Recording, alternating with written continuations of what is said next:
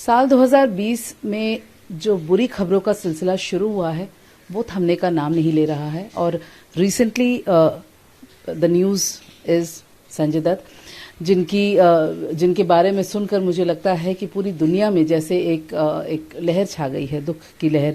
इस वक्त मैं बैठी हूँ डॉक्टर जलील पारकर, जो लीलावती के बहुत ही सीनियर डॉक्टर हैं, जिन्होंने संजू को देखा है, ट्रीट भी किया है और उनसे संपर्क में भी रहे हैं। सर, बहुत बहुत स्वागत है आपका इंडिया टीवी पर। मैं जाहिर सी बात है कि जिस बारे में हम बात कर रहे हैं उस बारे में बात करना भी एक बहुत मतलब एक जिम्मेदारी भी होती है और बहुत अच्छा नहीं लग रहा जिस बारे में हम बात कर रहे हैं। बट फिर भी मैं जानना चाहूँगी कि संजय दत्त जब आपके पास आए थे, आपका पहली प्रतिक्रिया क्या थी? उन्होंने मुझे फ़ोन किया था, अब मुझे याद नहीं कौन सा दिन, शायद शनिवार का दिन था। उन्होंने मुझे फ़ोन किया और कहा कि मुझे ज़रा थोड़ी सांस लग रही है। तो मैंने पूछा कि ऑक्सीजन सैचुरेशन आपका अच्छा है? तो बोले नहीं, थोड़ा कम है। मैंने पल्स ऑक्सीमीटर से देखा है और थोड़ा छाती में थोड़ा टाइटनेस जैसा लग रहा है। तो मैंने कहा कि आपने कोविड टेस्ट किया है? तो उन्होंने कहा मैंने कोविड किया है, वो नेगेटिव है। तो मैंने सीटी स्कैन कुछ आपने किया है? तो HRCT स्कैन। तो उन्होंने कहा नहीं, मैंने HRCT स्कैन तो नहीं किया है। तो बोला आप क्या चाहते हैं? तो बोले मैं हॉस्पिटल आना चाहता हूँ, खुद को चेकअप कर लेंगे वगैरह। और फिर वो हॉस्पिटल में आए हैं, हमने तुरंत CT स्कैन कर लिया। CT स्कैन करने के बाद हम और दूसरे भी टेस्ट जो करने थे वो सब कर लिए। उसके बाद हमने अल्ट्रासाउंड भी किया और CT स्कैन में जो फाइंडिंग्स थे उसके मुताबिक हमको जो इन्वेस्टिगेशंस करने थे वो हम लोगों ने कर लिए और जांच के लिए सारे टेस्ट भेज दिए हम लोगों ने। उसके बाद वो एक दिन रहे, फिर दूसरे दिन हमने फिर CT स्कैन करके चेक वगैरह किया। दूसरे भी टेस्ट जो करने के थे वो हमने टेस्ट के कुछ रिपोर्ट भी आए और फिर हमने उनको डिस्चार्ज कर दिया। शाम में वो चले गए घर। अब जैसे जैसे हमको अंदाज़ा था कि बीमारी क्या हो रही है और क्या हम एक्सक्लूड करते जा रहे हैं, उस हिसाब से हम लोग बैठ के उनके साथ डिस्कस कर रहे थे। हम उनके एक अजीज़ दोस्त हैं डॉक्टर नितिन डांगे, वो मौजूद थे। बहन उनकी प्रिया दत्त मौजूद थी संपर्क में। उनकी मिसेज जो है मान्यता, वो भी थे और उनके साथ एक दोस्त थे अजय अरोड़ा। फिर हमने डिस्कस किए, फिर प्लान ऑफ एक्शन क्या बनाना है वगैरह। उसके लिए हमने और एक डॉक्टर को साथ में ले लिया जिनका नाम है डॉक्टर मोहन मेनन।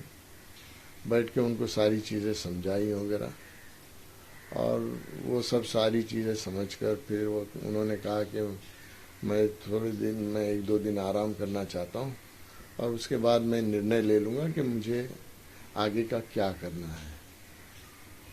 फिर हमसे ये भी कहा गया कि जो रिपोर्ट तैयार कर रहे हैं वो रिपोर्ट हम बाहर गांव भेज सकते हैं क्या होगा? तो हमने कहा बिल्कुल आप भेज सकते हो, चाहे आप क्लीवलैंड क्लिनिक भेजो या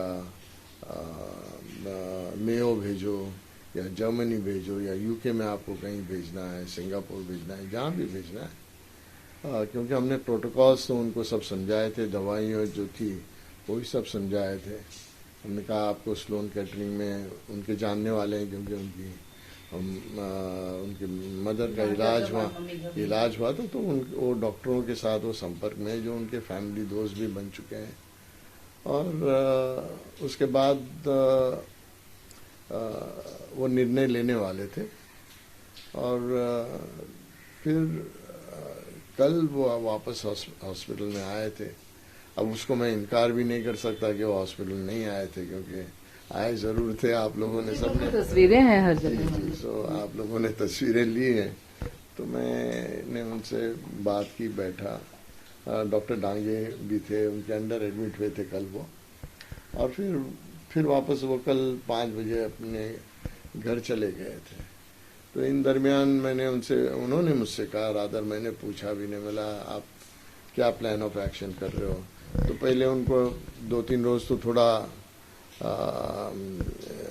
जो भी बीमारी थी वो बीमारी के बारे में सोचना समझना एसिमुलेट करना थोड़ा उनके लिए वक्त लगा था, लेकिन कल बहुत पॉजिटिव थे और बोले मैं अपन ज़रूर इलाज करके शूटिंग वगैरह पे जाएंगे, मुझे अपने काम भी ख़त्म करने हैं, तो बोले मैं इलाज यहीं करवाऊंगा। और हमारी इतनी बात हो गई, उसके बाद वो घर चले गए। जैसे सब लोगों को लग रहा है कि संजय दत्त यूएस चले जाएंगे या बाहर ट्रीटमेंट करेंगे या कहीं और भी जाएंगे, लेकिन आपको ऐसा लगता है कि वो मुंबई में ही ट्रीटमेंट करवाना चाहते हैं? देखिए ऐसा है कि हम डॉक्टर्स की एक खूबी होनी चाहिए और हमको वैसे ये ट्रेनिंग दी भी जाती है कि डॉक्टर के बारे पेशेंट मरीज के बारे में एक मेडिकल कॉन्फिडेंशियलिटी रखनी चाहिए और उस वजह से मैं कुछ ज़्यादा कहना भी नहीं चाहता हूँ, लेकिन चूंकि सब तरफ आया है, लोग अलग अलग सोच रहे हैं वगैरह, तो इसके लिए मैं ये क्लैरिफाई कर रहा हूँ कि उनकी तबीयत वैसे अभी तो अच्छी है, लेकिन हाँ उनको इलाज वगैरह तो करना पड़ेगा और वो इलाज के लिए वो सब अपनी तैयारी कर रहे हैं।